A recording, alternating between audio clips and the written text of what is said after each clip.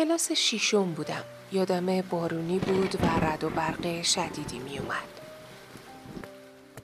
داشتم میرفتم سالن ورزش. مربیمون مثل همیشه بیرون رختکن بود و بچه‌ها رو حاضر غایب میکرد. رفتم داخل رختکن. داشتم آماده میشدم و لباس ورزشیمو میپوشیدم.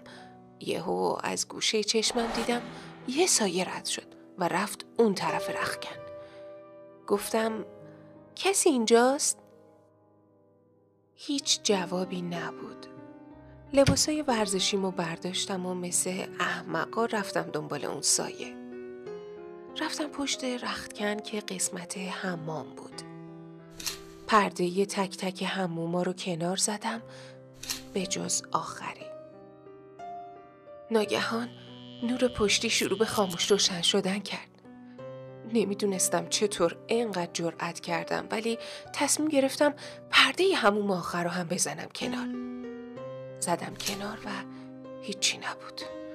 برگشتم برم که از توی حموم صدای گریه شنیدم. دوباره پرده حموم رو زدم کنار، اما بازم هیچی نبود. حس عجیبی داشتم و احساس سرما می کردم. بعد از دور صدای چند تا دانش آموز که داشتن وارد سالن می شدن و شنیدم. گفتم شما داشتید گریه می کردید؟ اونا هم گفتن نه. خیلی عجیب بود. وقتی همه دانش آموزا رسیدن، مربی به یکی از بچه‌ها گفت که در سالن رو باز کنه. معمولاً من در سالن رو باز می‌کردم، ولی مربی تصمیم گرفت که این بار کلیدو به کس دیگه‌ای بده. ما منتظرش وایسادیم، اما کمی بعد صدای جیغ اومد و دختره دوید توی رختکن و زد زیر گریه. همه گیج بودیم. دختر بهمون گفت که یک چیزی توی سالن دیده، یه بچه غرق در خون. من رفتم سمت سالن. کلیداش رو زمین بود و درشم باز بود. میخواستم چراغش رو روشن کنم، اما انگار برق رفته بود. نمیدونستم چرا، ولی گفتم شاید به خاطر رعد و برق باشه. داخل سالن انقدر تاریک بود که نمیشد چیزی ببینم و وقتی وارد سالن شدم صدای گریه شنیدم. گریه یه نوزاد بود و انگار از سمت پله ها میومد.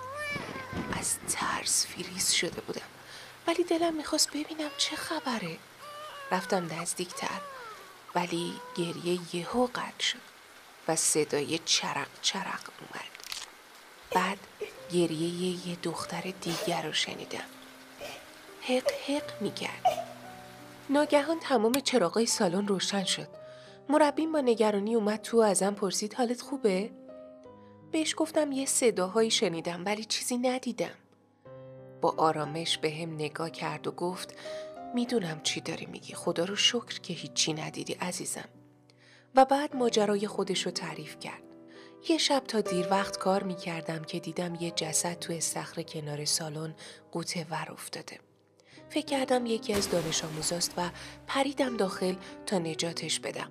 شنا کردم و نزدیکش شدم، اما اون کاملا غیب شده بود. گویا چند سال پیش یه دختر اینجا غرق شده و روحش هنوز سرگردونه. میگفتن اون دختر حامله بوده و داخل یکی از این حموم‌ها بچه‌شو به دنیا آورده. بچه‌شو نمیخواسته و واسه همین گردنشو شیکونده و کشتتش. بعدن از کارش پشیمون میشه و خودش رو هم توی استخر غرق میکنه. وقتی داستان کامل رو از مربیمون شنیدم خیلی ناراحت شدم. بعد از اون نه چیزی دیدم و نه چیزی شنیدم، ولی هنوز نمیدونم اون سایه‌ای که توی رختکن دیدم چی بوده.